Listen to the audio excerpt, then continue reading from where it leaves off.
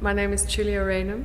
I'm a professional artist with quite an unusual background. I started off in architecture, working as an architect, and then moved into jazz arrangement and composition, working as a performing musician and as a composer. And then followed another trajectory into studying African medicine, and still continue to run a practice as a doctor of African medicine. And then moved into performing arts, working as a conceptual performance artist. And then finally, eventually, almost in a way, the space of social reflexivity, studying cultural management and studying business management around the arts and culture and heritage. In 2010, I started thinking seriously about institutional building as a curatorial practice, as an artistic agency and as cultural activism. And through this ongoing research, I came across other like-minded individuals and collectives working across the African continent who inspired me tremendously in Dakar, Rabat, Lagos, Nairobi, Addis Ababa, Luanda, Lubumbashi, Tunis, Juba, Cairo, Harare, Johannesburg. All these independent platforms really responding to a reality specific to this continent.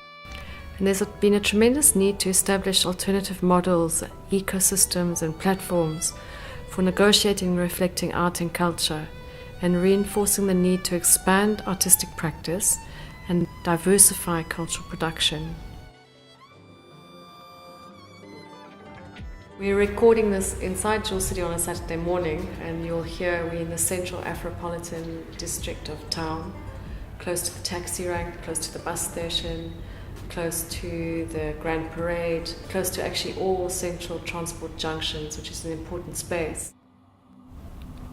Joule City is in fact an incubator for stimulating small, medium and micro enterprise in the creative industries. There are incredible urgencies here in South Africa that are very pressing as to what is needed for professional artists in South Africa. Here, most professional artists are unemployed, underemployed, are exploited and disregarded in their professional skill and practices. It's a very sad state of affairs that our tertiary education system has completely underprepared art graduates to navigate the complexities of what is now referred to as the global creative economy or the global cultural industries. Essentially, the questions I was grappling with were how are young creative professionals, 25, 27, 28, 31, emerging and adapting themselves to the real economy, which is experiencing fundamental shifts in production and consumption, caused by deep technological and social changes.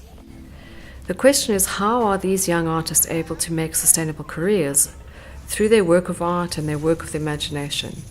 And how is their work relevant to an inclusive, diverse public, one that is beginning to reimagine the production and consumption of exchange to include a moral economy, a gift economy, and a social economy of diverse meaning and reciprocity.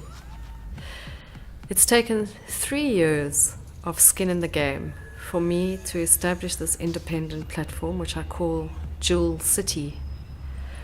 Joule City is a collective community and a hub for sharing knowledges. It's both a physical and a philosophical premise for exploring creativity and the diversity of artistic practice within a technologically embedded and mediated world. So I'm speaking this openly to the Shuttleworth Foundation, hoping that you will be inspired by the ideas around Joule City as an independent platform for knowledge production, for artistic practice, and that you will work with us to support its coming into being.